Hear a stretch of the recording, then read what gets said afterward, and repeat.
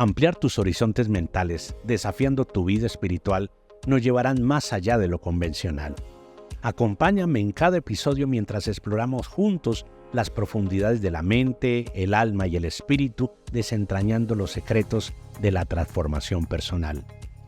Hola, soy Eduardo Ropart, psicólogo, teólogo e investigador del comportamiento humano, y esta es Percepción Diferente, dejando una huella en la humanidad. Bienvenidos. Porque la salud mental debe ser un hábito diario.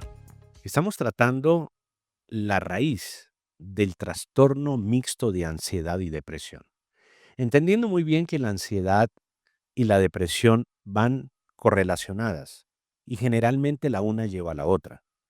Encontrábamos una raíz en el miedo y en anteriores episodios hemos abordado el miedo que genera culpa, el miedo que genera estrés, el miedo que genera dudas. Y ese miedo que debe abordarse desde la estructura emocional, porque es una emoción primaria, desde la estructura psicológica, porque puede ser una creación de la emoción negativa, como por ejemplo la tristeza, que es la voz de la pérdida, y también el miedo como una manifestación agresiva en el comportamiento de defensa. Entonces, esos rasgos característicos del miedo se conjugan muchas veces con la culpa, porque el miedo advierte una amenaza, pero la culpa ya está hablando de un hecho o de un dicho con intención. Muchas personas tienen un impacto significativo en la ansiedad por la culpa.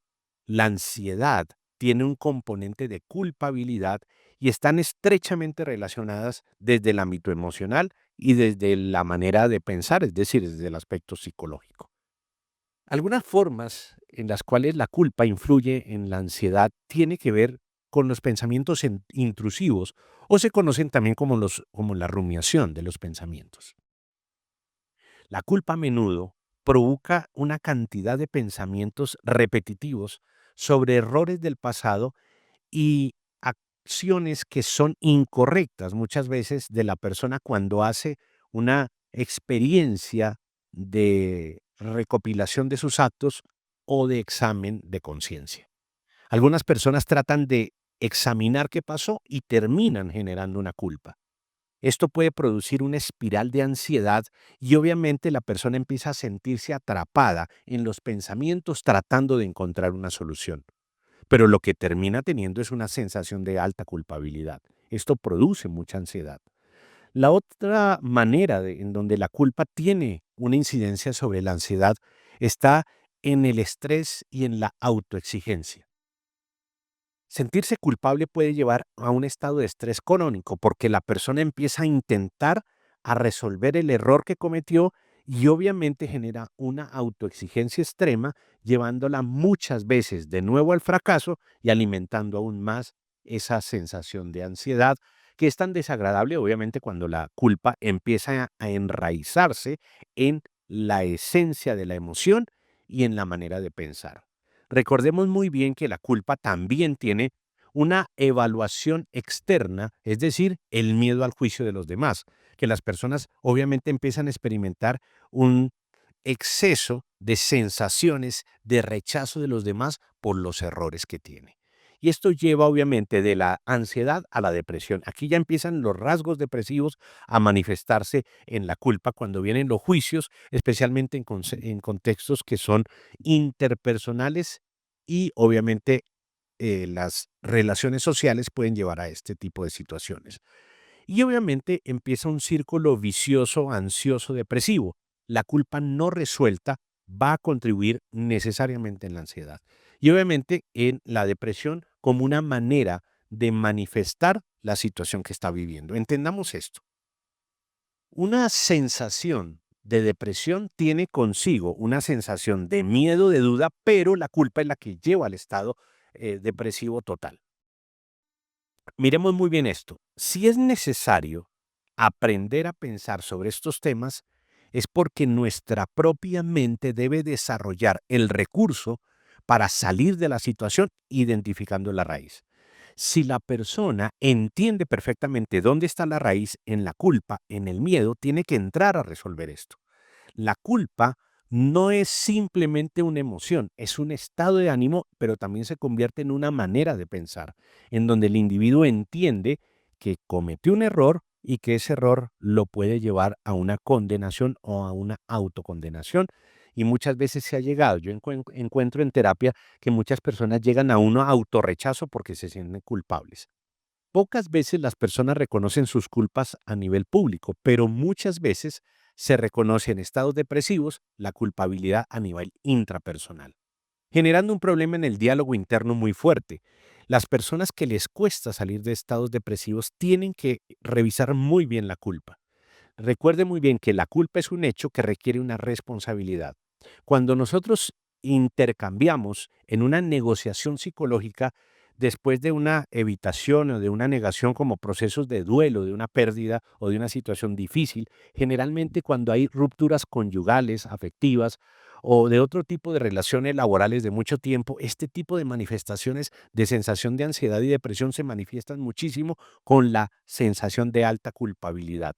Y la culpa como un hecho o como un dicho, porque muchas veces fue por la intención que lo dije, que siento culpa, muchas personas dicen, yo no te quise decir eso no está en mi corazón, pero la intención estaba.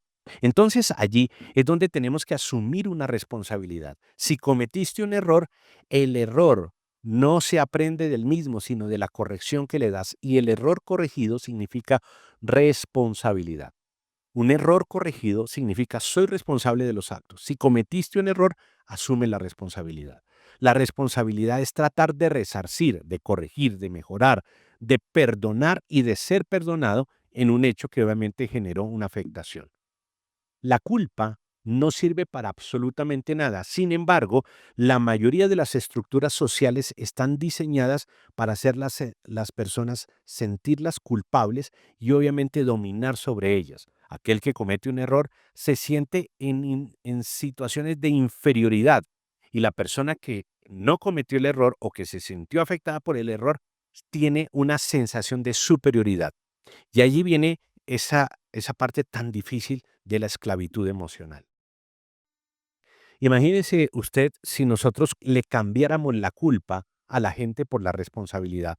Tendríamos que cerrar las cárceles y convertirlas tal vez en museos, o tal vez ir a los asilos mentales y convertirlos en parques infantiles, porque realmente este tipo de escenarios simplemente alberga personas que no pudieron resolver su culpa, obviamente teniendo una responsabilidad sobre los hechos. A nosotros nos encanta juzgar a las personas por las consecuencias que deben asumir y nos encanta decir que tienen que pagar. Esa es una esencia de una autojusticia, un querer ajusticiar a los otros por los errores cometidos. Y si bien es cierto, hay que estar ajustados a la ley, es necesario salvar al ser humano para que no vuelva a cometer el mismo error. Y salvar al ser humano es salvarlo del caos, del hoyo, de la depresión, de esos momentos tan oscuros que es muy difícil que una persona que no siente depresión pueda comprender lo que se percibe en un estado depresivo. La culpa se resuelve con la responsabilidad de los actos. La culpa genera desconfianza hacia los demás. Las personas culpables se sienten inseguras frente a las relaciones, a las actuaciones. Por eso, un concepto que generalmente manejo es hechos en el tiempo. Si perdiste la credibilidad por el error y la culpa que sientes, tienes que tener hechos que recuperen en el tiempo tu credibilidad. La credibilidad contigo. La credibilidad contigo significa darle un impacto hacia los demás de confianza.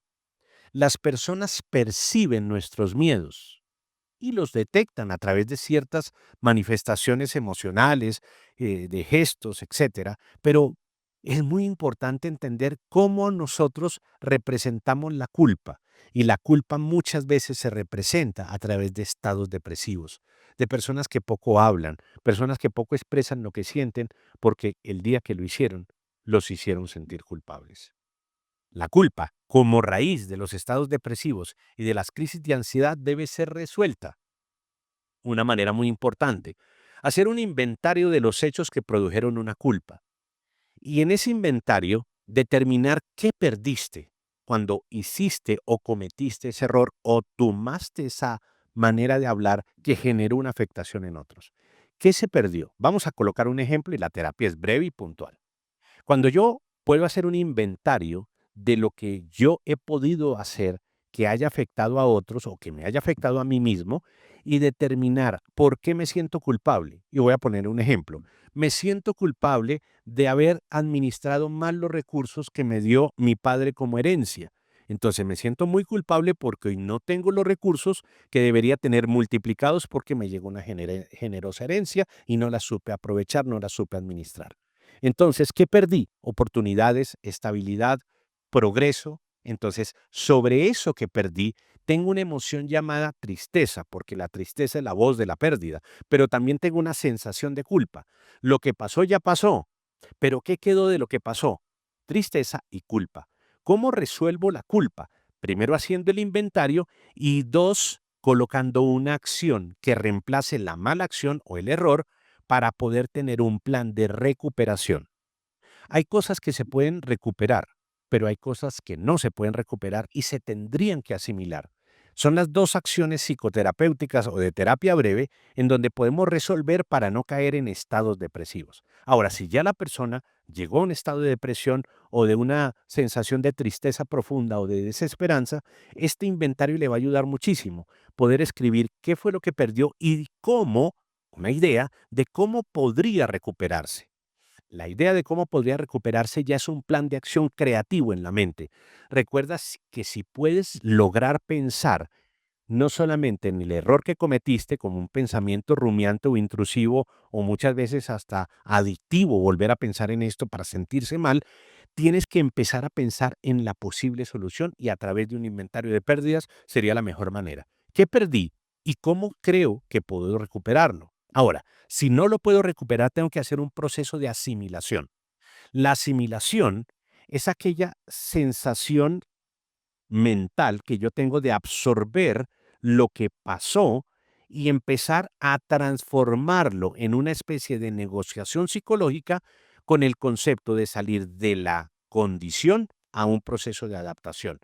Yo no puedo cambiar el tiempo que perdí ayer, no lo puedo recuperar, tengo que asimilarlo y al asimilarlo es adaptarme hoy a poder recuperar lo que no hice ayer, haciéndolo también hoy sin descuidar la tarea del hoy. La asimilación le permite a la persona hacer procesos adaptativos y no condicionamientos operantes de tristeza o de depresión. Hablé del tiempo como una manera de recuperación, pero esto se puede dar a otros niveles.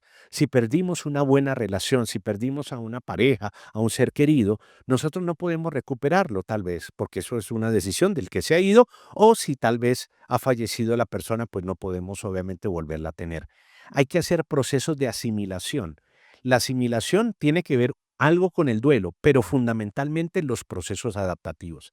La adaptación es un proceso supremamente importante para la asimilación de la pérdida y desarrollada como tal genera la sensación de ya no culpabilidad, es decir, de ya no tener la sensación de culpa para no caer de nuevo en la depresión. La asimilación tiene que ver con el proceso adaptativo para poder encontrar la manera como hoy me adapto con el objetivo de funcionar y no simplemente de condicionarme. Esa es la diferencia entre una adaptación y una condición, que la condición es una obligación, la adaptación es una acción de funcionabilidad. Si yo me voy a vivir a Alaska, yo tengo que hacer un proceso adaptativo en todos los aspectos, alimenticio, de temperatura, de hábitos del sueño, de hábitos de salud mental, para poder llegar a trabajar. Pero si yo me voy para Alaska sin nunca haber ido y no hago procesos adaptativos, en 2 días estoy en una clínica y de nuevo a mi región porque no podría soportar porque yo lo que he hecho es perder la condición o la manera de vivir en este lugar. Si yo voy a otro lugar, perdí, no lo puedo recuperar, tengo que hacer asimilación. Para hacer asimilación hago procesos de adaptación. La adaptación es para funcionar, no para condicionarme. Muchas veces queremos salir de la depresión a un estado de alegría, no es posible. Tienes que pasar a un proceso adaptativo para luego hacer una reconexión de vida. Este episodio tiene mucho valor para personas que han estado en sensaciones de depresión o han estado en la depresión, o para evitar precisamente que la ansiedad te lleve a la depresión. la culpa. Un estado mental que se confunde a veces con una emoción, pero que conjuga obviamente una conexión muy fuerte entre lo psicológico y lo mental y obviamente lo espiritual. A nivel espiritual es muy importante entender que la culpa fue llevada a la cruz y que allí en la cruz se llevó todas nuestras culpas y que es la cruz un hecho que quitó el otro hecho para que quedáramos con la responsabilidad y si lo volvíamos a hacer, debíamos asumir la responsabilidad de todas las consecuencias. Recuerde muy bien, la salud mental debe ser un hábito diario.